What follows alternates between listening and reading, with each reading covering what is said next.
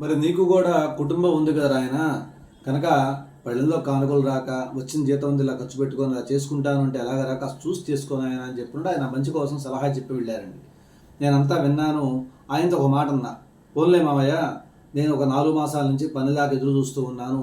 అలాంటి సమయంలో నాకు ఈ అవకాశం వచ్చింది. 4 మాసాల నుంచి ఖాళీగా ఉన్నాను కదా, ఇంకో మాసం ఖాళీగా ఉన్నా అనుకుంటాను. ఈ డబ్బులు దేవుడికి ఖర్చు పెట్టుకొని అని చెప్పినట్టు ఆయన చెప్పి పంపించేశాను. చెప్పి పంపించిన తర్వాత మళ్ళీ సాయంత్రం కూడా దీపాలు పెట్టుకొని స్వామివారి అర్చన చేసుకొని స్వామివారికి హారతి ఇచ్చి బట్టలు మార్చుకొని తలుపులు వేసుకొని వెళ్ళిపోదాం అనుకుంటూ ఉన్నా. ఆ సమయంలో స్వామి ఒక మరేకలు చేశారండి. ఏమిటా మరేకలు అని చెప్పినంటే కనుక, నేను తలుపులు వేయడానికి దగ్గరికి పెడుతున్న సమయంలో ఆ వీధి గుండా ఒక ఆయన పెడుతున్నారు బండి వేసుకొని. ఆయన హడావిడిగా గుడి ముందు బండి ఆపుకొని లోపలికి వచ్చి స్వామి ఒక్క నిమిషం ఆగండి అని చెప్పినట్టు లోపలికి వచ్చి స్వామి దర్శనం చేసుకొని ఆ తర్వాత ఆ వచ్చిన ఆయన పళ్ళల్లో కానుగ్గా ఒక 500 రూపాయలు పళ్ళల్లో వేసేసి వెళ్ళిపోతున్నారండి. నాకు కంగారేసింది. ఎవరన్నా కానుకేస్తే రూపాయి వేస్తారు, 2 రూపాయలు వేస్తారు. ఆ రోజులు 30 సంవత్సరాల క్రితం ఎక్కువ పావలాల 10 రూపాయలు ఎక్కువ వేసేవాడు పళ్ళల్లో.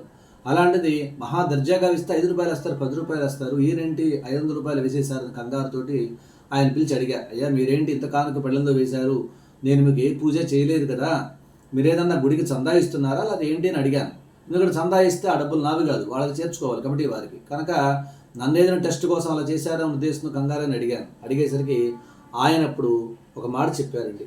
లేదు నేను కానుకే వేశానండి, నాకు ఒక అద్భుతం జరిగిందండి.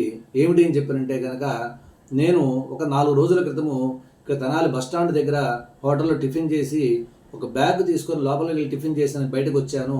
ఆ బ్యాగ్ చంకలో పెట్టుకొని నా యొక్క బండి తీసుకుంటూ ఉన్నాను. అనుకోకుండా ఎవరో వెనకాల నుంచి పక్క నుంచి వచ్చి బ్యాగు లాక్కెళ్ళిపోయారు. ఆ బ్యాగ్ పోయింది. గత 3-4 రోజులుగా నేను ఆ బ్యాగ్ కోసం చాలా అవస్థపడుతూ టెన్షన్ పడుతూ ఉన్నా.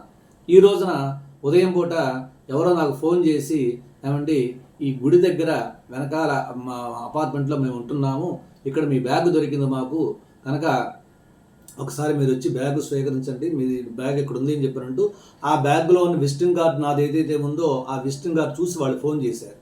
అంటే వాళ్ళకి ఆ బ్యాగు గుడి వెనకాల సందులో దొరికిందిట. గుడికి నన్ను అపార్ట్మెంట్కి మధ్యలో ఒక చిన్న సందు ఉంది. ఆ సందులో బ్యాగ్ పడేసింది. ఆ గుడి అపార్ట్మెంట్లో ఉన్న వాళ్ళు పైనుంచి ఎందుకో చూసినప్పుడు క్యాజువల్గా ఆ బ్యాగ్ కనిపించింది వాళ్ళ కళ్ళకి. వాళ్ళు ఏంటని పిల్లలను పంపించి బ్యాగ్ తెప్పించారు. బ్యాగ్ తీసుకున్నారు. చూస్తూ అందులో విజిటింగ్ కార్డు ఉంది. ఆ విజిటింగ్ కార్డు ప్రకారం ఆయన ఫోన్ చేసి, సాయంత్రాన్ని మీరు ఒకసారి రండి, వచ్చి బ్యాగ్ తీసుకెళ్ళండి, ఇందులో మీ వాల్యుబుల్స్ ఉన్నాయని చెప్పారు.